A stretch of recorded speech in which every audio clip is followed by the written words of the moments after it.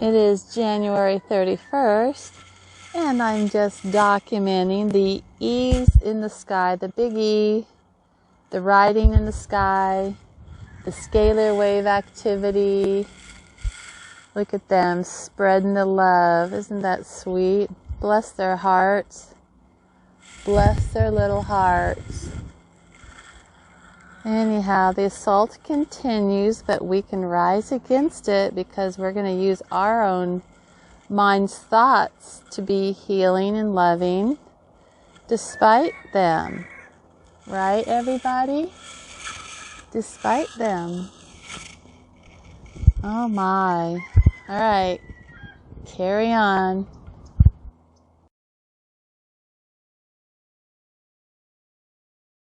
Okay, so it is 12:19 on January 31st. So just a little bit over an hour ago, I videotaped some pretty beautiful blue skies minus the scalar waves. Look, there's a drone over there.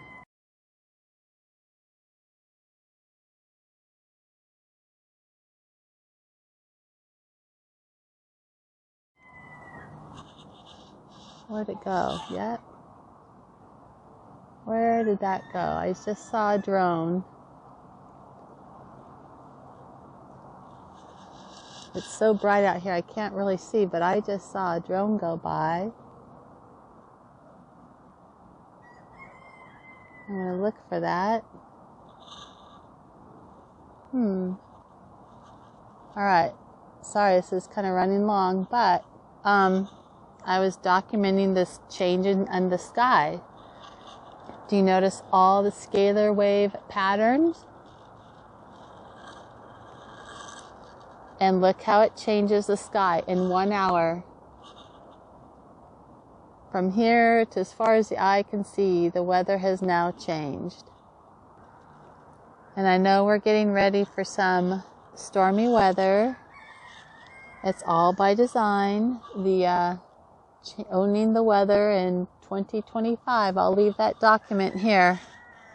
All right, people. So I'm going to share some information regarding scalar waves, scalar weapons. This is an electronic beam, but this is a PDF file by Richard Lighthouse. I'll leave you the link. I'm just going to read this and hold the camera really still, so if you want to read along with me, you can open that PDF I gave you. So this is the abstract. It says the CIA and FBI are involved in a microwave torture program against thousands of U.S. citizens called targeted individuals. There's a growing body of evidence that strongly suggests the TI community is not dealing with ordinary microwaves.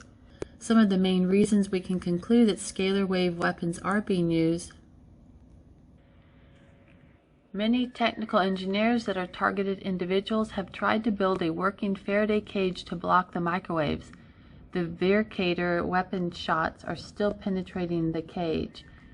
2. Targeted individuals have documented the cell tower shots going through many residential buildings to reach a target, sometimes up to 2 to 3 miles distance. This is not possible with ordinary microwaves at these frequencies. These are not ordinary microwaves. 3, and here's some of the evidence I actually have because I've seen them digging for over a year now, well, almost a year. Underground tunnels are being used as weapons platform. To penetrate hundreds of feet of earth is impossible with ordinary microwaves. The beam stays focused and does not disperse or spread out over long distances. Typically, it's about 1.5 inches. It's 1.25 centimeter diameter. This is not an ordinary microwave, even though the frequencies have been measured repeatedly in the 3 to 4 gigahertz range. Targeted individuals have tried going underwater or deep inside tunnels and have reported they do not escape the tracking and attacks. This is not ordinary microwaves.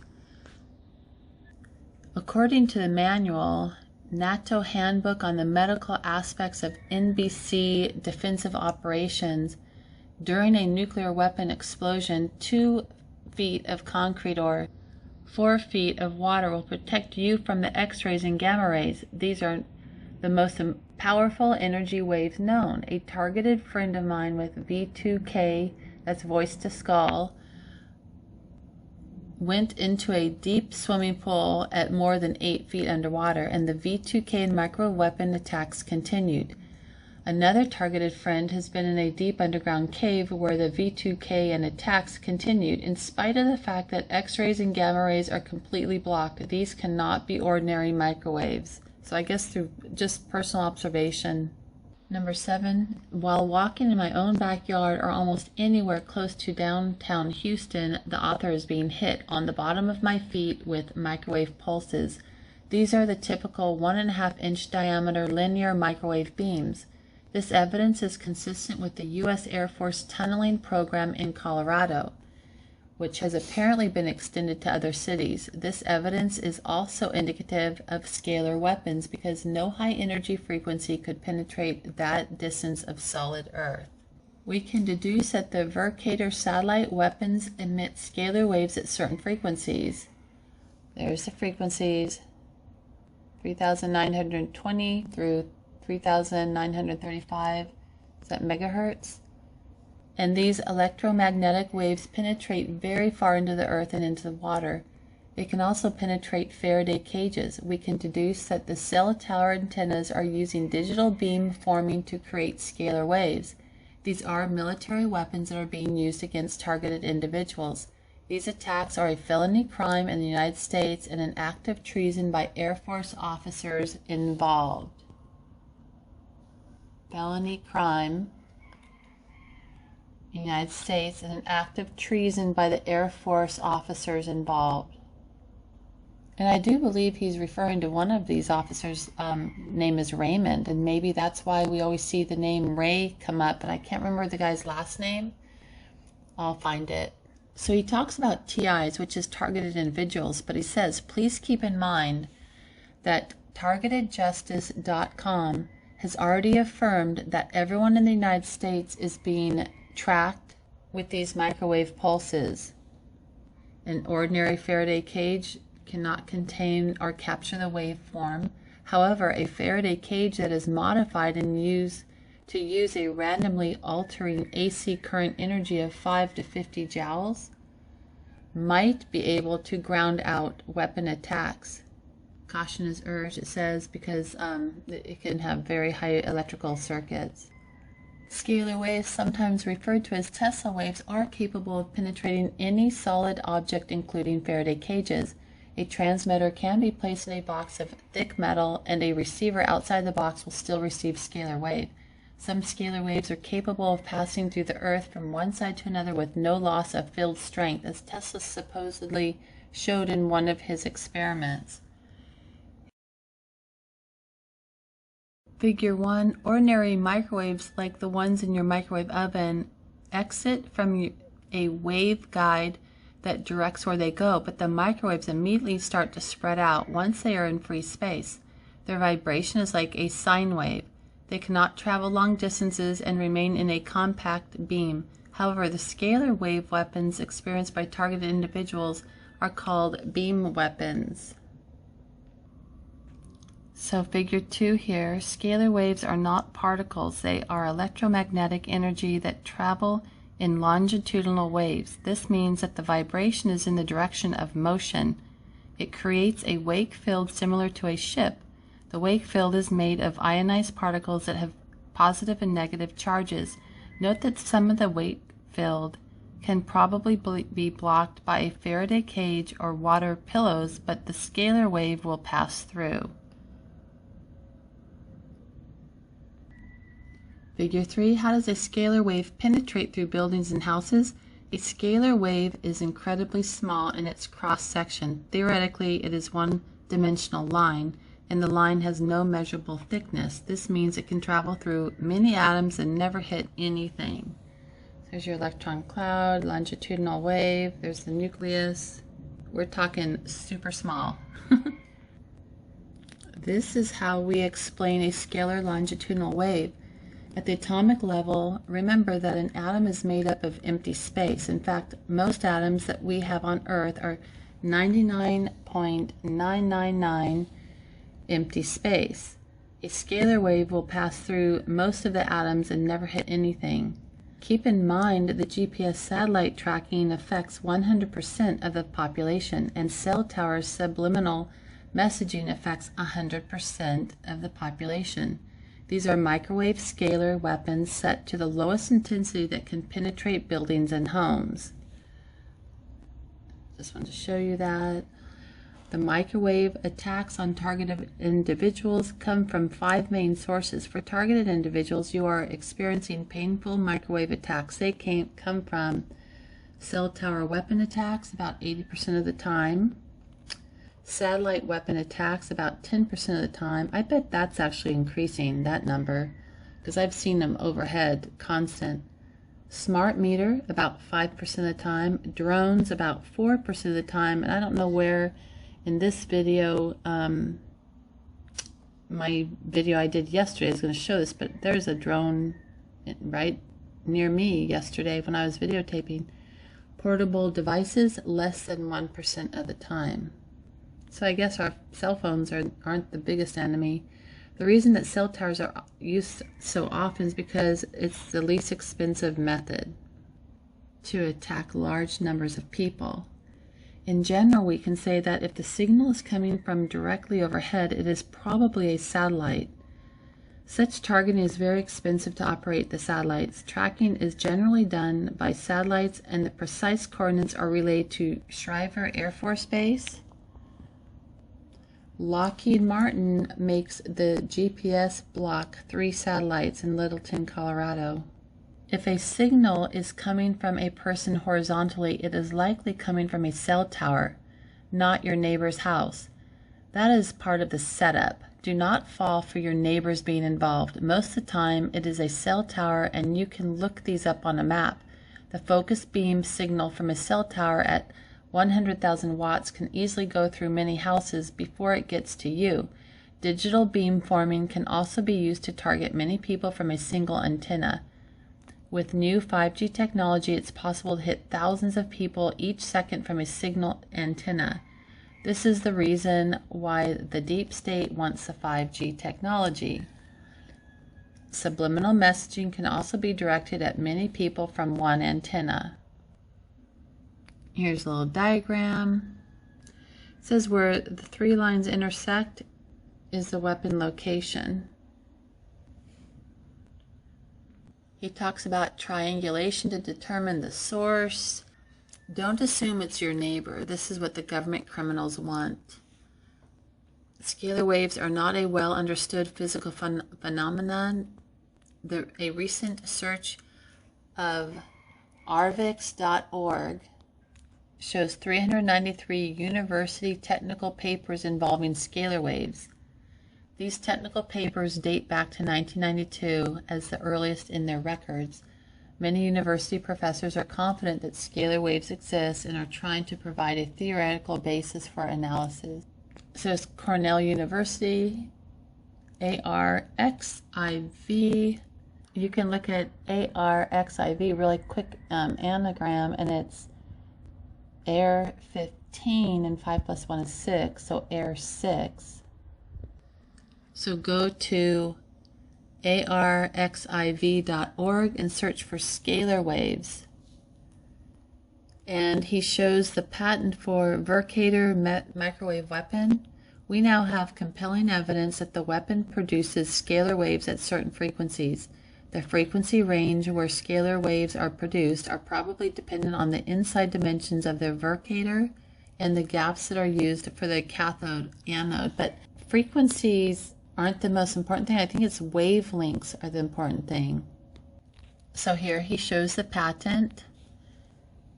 It's number 4345220, August 17th. We know what 17 is, NWO 1982.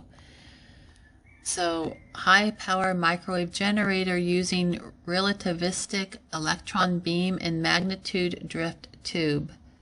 and Donald J. Sullivan, Albuquerque, New Mexico. Assignee was United States of America as represented by the Secretary of Air Force, Washington, D.C. Yep, they're not your friend. Filed February 12th. Anyhow, here is the patent if you want to go look. Other publications: high power microwaves from a non-isochronic reflecting electron beam, and then simulation of time-dependent virtual cathode motion. Okay, let's see. Abstract. Coherent microwave radiation is generated in and transmitted through a waveguide drift tube by means of an injected relativistic electron beam, the parameters of which, in combination with the waveguide drift tube geometry and dimensions, affect a virtual cathode oscillation condition within the waveguide drift tube. Tuning of the device is accomplished by manipulation of the relativistic electron beam parameters and of waveguide drift tube physical dimension, which I have no idea what that really means, but it doesn't sound good. So this shows the electron beam generator. There's your patent, 4345220. Vveather, it's called.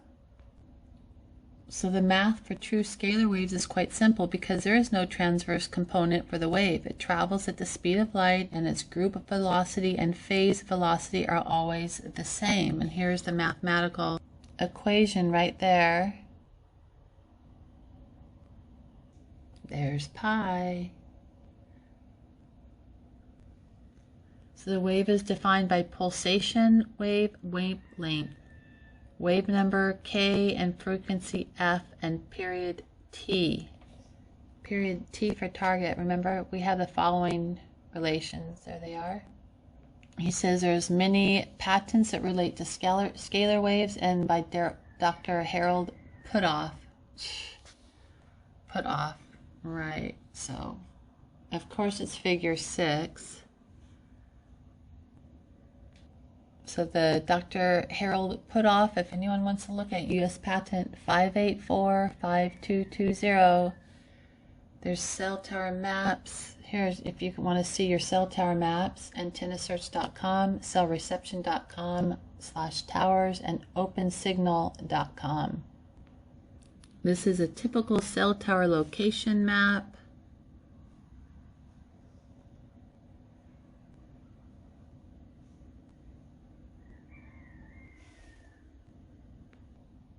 He shows a picture here. This is flat panel. Let me try to read it. I've got to get around the phone.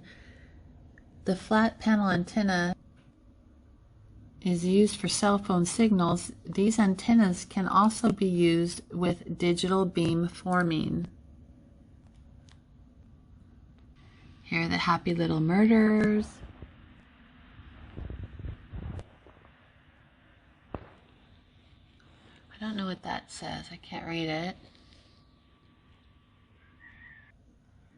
So Air Force tunneling machine, 1982, Nevada. Some of the newer tunneling machines can dig underground through 7 miles in one day.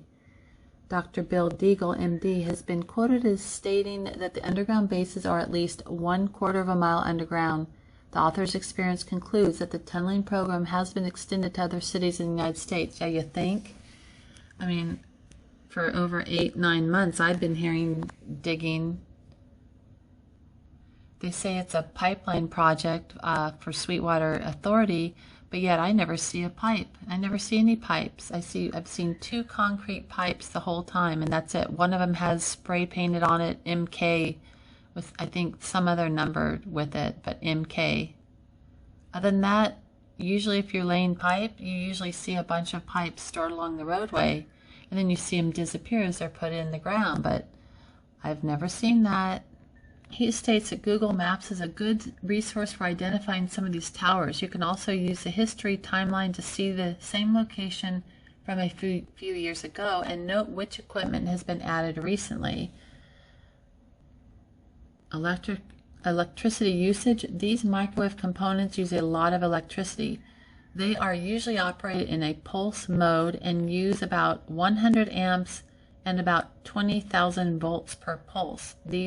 Those electrical spikes would look like this on a chart. It's almost like a strange heartbeat. So here he says, anyone that looks at smart meter electric power usage for the tower will see something obvious. Cell phone antennas do not usually have power spikes like this. Moreover, the electric bill is ridiculously large for a tower, $10,000 per month. And you know what? I got a bill from the electric company for, let's see, $1,260. I think $1,264 or something. Over $1,000. It was $1,260. My normal bill is never higher than like $320 a month. So apparently they're spreading out the bills and making people pay for it. So with the use of digital beamforming, the numbers change dramatically. Using 5G technology, the deep state can target and attack thousands of people using a single antenna. Some of the 5G technology companies are Ericsson. That's where you'll see their logo has 3 bars, like a big E. Just like some of the logos I was showing you guys the other day, like on the Operation Warp Speed, they have that the E coming off the side of the Q. You'll see that. Ericsson, Qualcomm, and Ericsson is also a Swedish company. I think they're now in New York. But Ericsson, Qualcomm, Nokia, I never heard of NEC, and Fujitsu. Okay, so here you guys go. He says the information provided here is a starting point for other researchers to continue the effort. I do not pretend that this is comprehensive, as this technology has been developed over decades. Most of the subliminal messaging in V2K comes from cell towers, in his opinion. He states this document is a living document. The author reserves the right to make corrections and changes. And here's some of his websites you can go to: targetedjustice.com or rlighthouse.com. Richard Lighthouse Satellites and Weapons in the Air Force Space Command. NATO Handbook on the Medical Aspects of NBC Defensive Operations. There you guys go. He shows us technical references on scalar waves. I mean, he's done his homework, you guys. So, global global existence for systems of quasi-linear wave equations. Maybe that's where the Q comes in all the time. The author holds a Master's of Science degree in Mechanical Engineering from Stanford University and has previously worked for NASA, which makes me a little nervous, but oh my God, who are you going to trust? I don't know. Anyhow, wow. And there's his email, rlighthouse@protonmail.com. And he states, I'm a proud whistleblower. See my ebooks about the criminal acts of the CIA and FBI. Readers are advised that the NSA or CIA may be blocking or restricting access to some of my ebooks, especially outside the United States. Readers are further advised that digital tracking tags may have been placed in my ebooks. It may be best to download from Apple Books if possible. Note how slowly the JPEGs load in the ebook when viewing, or there may be transparent objects placed inside the document. This is the government criminal's latest ploy. The content of some of my ebooks may have been altered, still trying to monitor this. If you have tried to contact me, it is possible that emails and phone calls are being blocked. Readers are advised to review the website drjudywood.com, which provides compelling evidence about that. drjudywood.com article, Do Star Wars Beam 4.html. That would be interesting.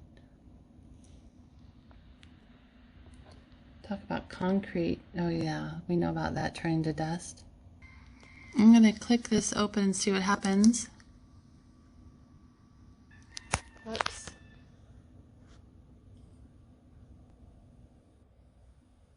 Alright, I'll leave you the link for this too. I'm not going to go over it, but I'll leave you a link.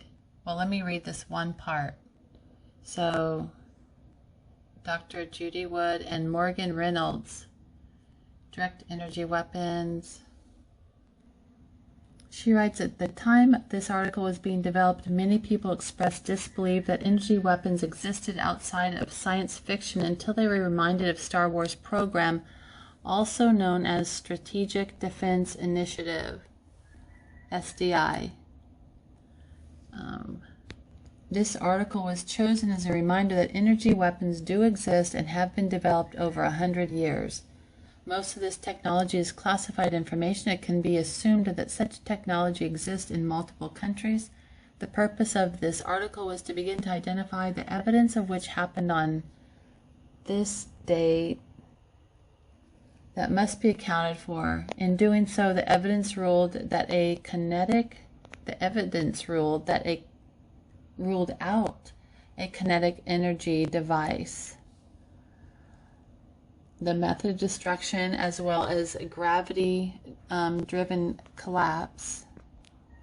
Alright, so this also gives an audio, so you guys can go here. I'll leave you the link. This is interesting. She reads about every building that was destroyed had a prefix of WTC.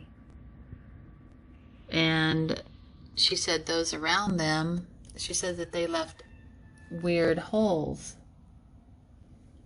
And those that weren't targeted remained pretty much unscathed.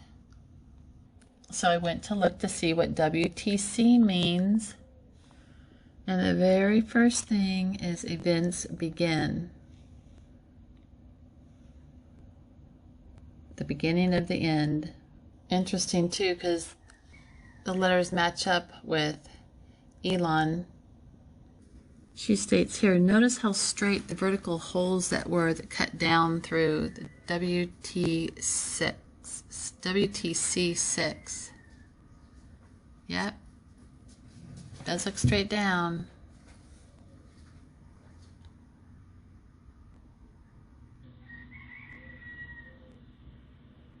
Says this photo highlights the depth of the holes.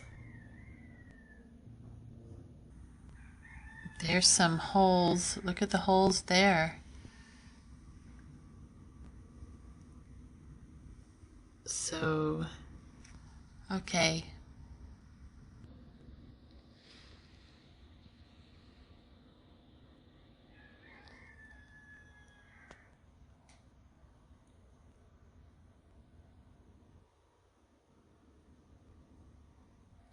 This is interesting, I think.